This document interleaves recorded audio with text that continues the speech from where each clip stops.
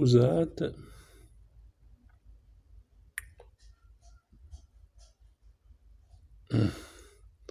Diverso invece fu il caso di Prato, dove nei locali di un antico convento domenicano demanializzato si vogliono raccogliere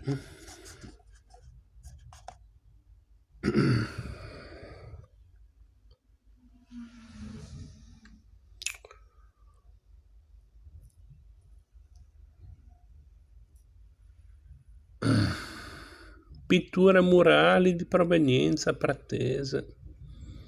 E no, tutto accumulato da uno stesso malinconico destino, il tabernacolo detto del ceppo, di Niccolò di Pietro Gerini.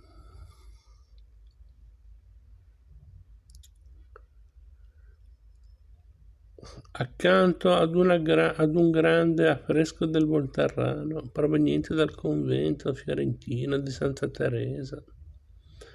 Le sinopi del tabernacolo di Figline,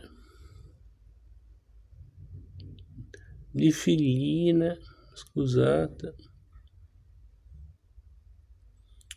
località della campagna paratese, insieme alle sinopi di Paolo Uccello transitate dalla cappella dell'Assunta in Duomo.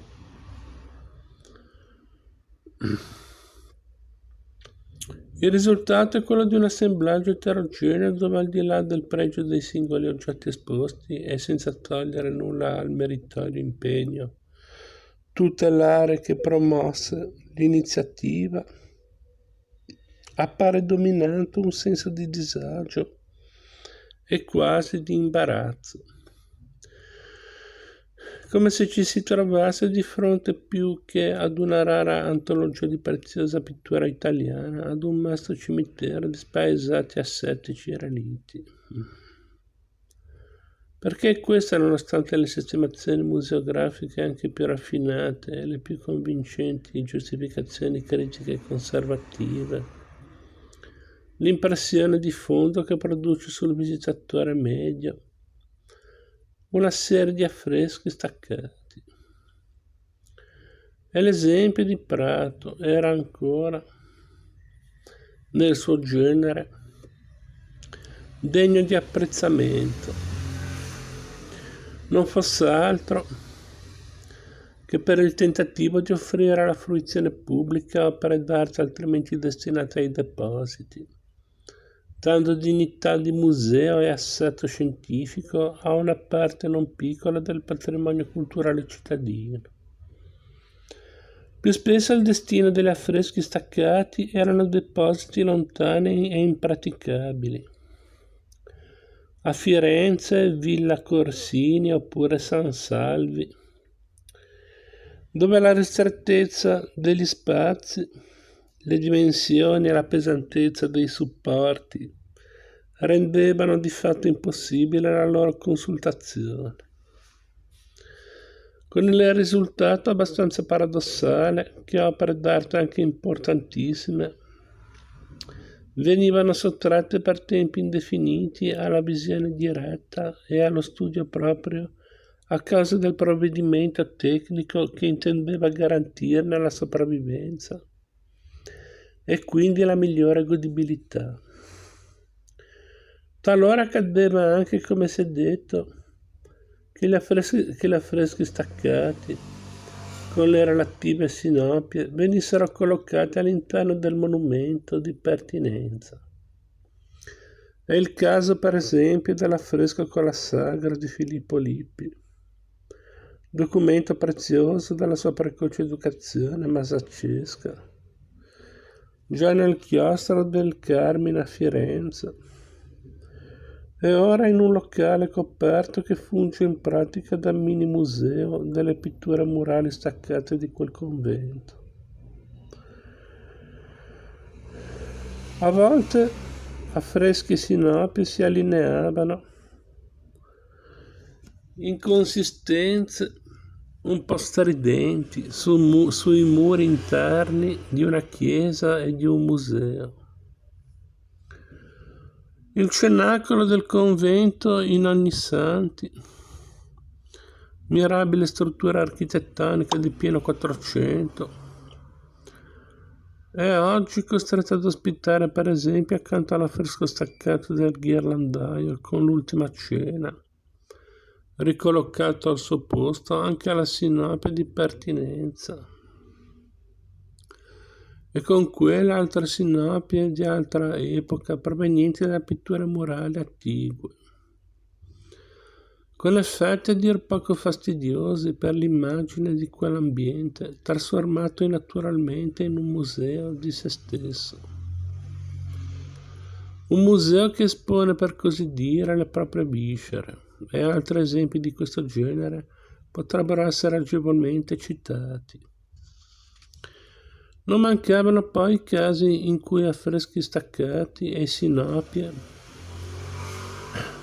finivano nelle collocazioni più improprie, magari nell'atrio di una banca o al palazzo dei congressi.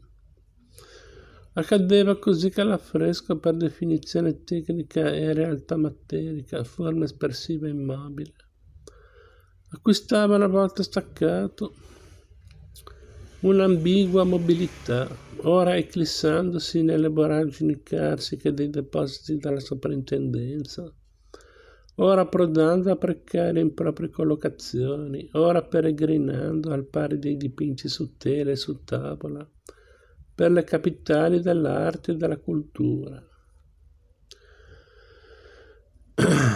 La stagione degli stacchi generalizzati si concludeva a Firenze come altrove con bilanci non certo entusiasmanti. È proprio nell'ambiente fiorentino, però, in una situazione di riflessione critica stimolata dagli enormi problemi provocati dall'alluvione del 66, e grazie alla saldatura provvidenziale in quell'occasione, realizzatasi fra laboratori di restauro e istituti universitari, che incominciarono a delinearsi e a prendere forma metodi di salvataggio degli affreschi diversi dal distacco.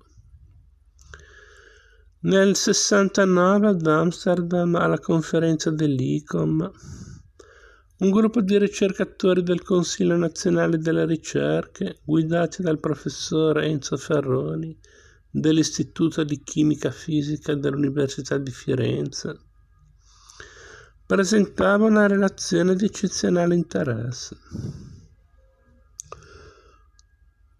Gli scienziati fiorentini, sulla base dei primi risultati sperimentali, condotti in stretto contatto con i responsabili della soprintendenza, Ugo Procaci e Umberto Baldini,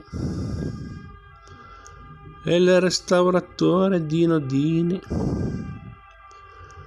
erano in grado di proporre un metodo di consolidamento delle pitture murali solfattate e decoese, che si distingueva da quelli tradizionali perché realizzava una superficie di rigenerazione chimica della struttura dell'affresco secondo un processo che potremmo definire omologo alla formazione dell'affresco stesso.